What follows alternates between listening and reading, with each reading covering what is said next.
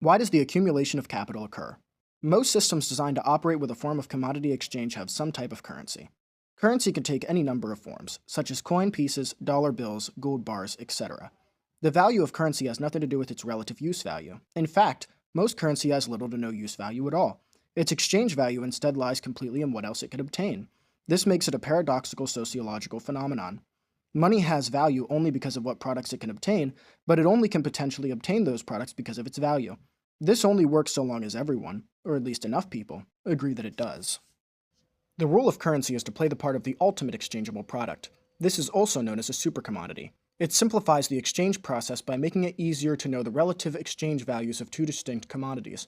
Having to remember that one house equals 5 cars equals 1,000 beds equals 50,000 gallons of milk and so on is overly complicated. Instead, everyone just has to know how much of the accepted currency any given product exchanges for. Currency also makes the exchange process far more practical.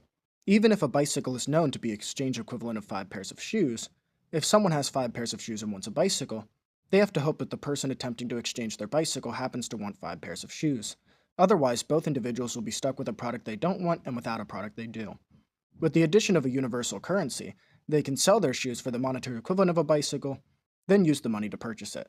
This way, the person who exchanged the bicycle can then purchase whatever commodity they desire, rather than 5 pairs of shoes they may have no use for. Based on this, one would assume that the sole purpose of obtaining currency is to exchange it for another commodity. In most instances, this assumption would be correct. The vast majority of people are direct producers who, whether employed by someone else or self-employed, seek out money only as a means of purchasing power. In other words, they sell in order to buy.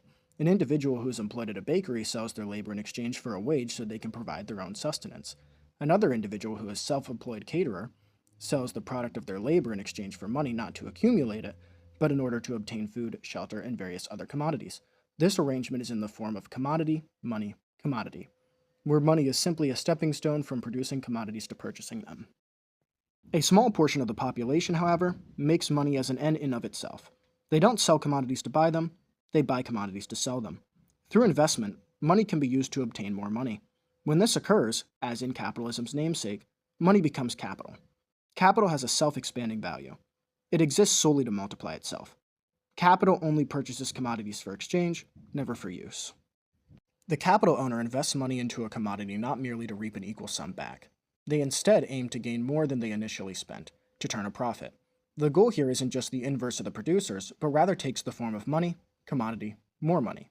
An original sum of money now becomes expanded through the purchase and sale of another commodity. The calculated difference between the initial sum of money used to purchase a commodity and the expanded sum for selling the commodity is known as surplus value. The surplus value becomes separated into interest, rent, and profit, respectively. Presumably, the capital owner procured at least some of the money they used in the initial investment through loans and will use a percentage of the surplus value to pay the accumulated interest fees. They're also more than likely renting some of the equipment, land, or labor utilized in the process and will use another percentage of the surplus value to continue doing so. Whatever is left of the surplus value after this is profit. Profit can be further broken down into dividends and capital. The investor will want to pay themselves something in order to purchase commodities for their own use, so a percentage of the profits becomes a personal dividend. But they'll also want to invest again, so they leave aside another percentage of the profit to utilize as capital. The capital is then used as the initial sum of money in the sequence of money, commodity, more money, and the process repeats itself again in a never-ending cycle. In this way, for those with enough money for the initial investment, their capital is ever replicating, hence the rich get richer. Meanwhile, those without enough money to kickstart the initial process have no capital in the first place, hence the poor stay poor. This discrepancy is further amplified through generations of the rich passing on their wealth to their children, while the poor has little or nothing to leave to theirs. Since 60% of all wealth is gained through inheritance, this creates an ever-expanding gap between the rich and the poor. A study in 2010 showed that the richest 1% of households had 9.5 times more financial wealth than the bottom 80% combined. Meanwhile, the poorest 40% had only 0.3% of the wealth, a statistic that is only getting worse and will continue to do so for as long as the capitalist system remains in place. In a capitalist society, wealth often presents itself as an accumulation of commodities. But this is merely a persistent illusion. Due to the never-ending investments, a large portion of commodities stay in perpetual circulation and therefore can't become accumulated. All the while, billions of unused dollars sit idle in the bank accounts of the rich. This money is being artificially withdrawn from the economy and therefore prevents those who lack the means to prove an exchange value from harnessing it. Given there is a finite amount of money in existence, someone having it precludes someone else from obtaining it. If there is only $10 in existence, and one person has 8, another person can't have 3. It's mathematically impossible. This is why poverty exists to such an extent even in the wealthiest of nations.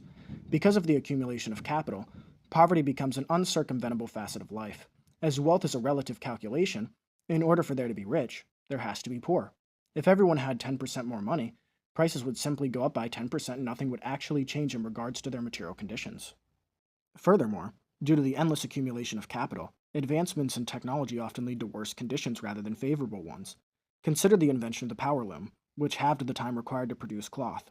Instead of everyone working half as much as they did before and still making the same amount, factories laid off half of their employees, and the remaining ones had to work just as hard as they always had to keep production the same. This results in more profits as the expense to pay employees becomes halved.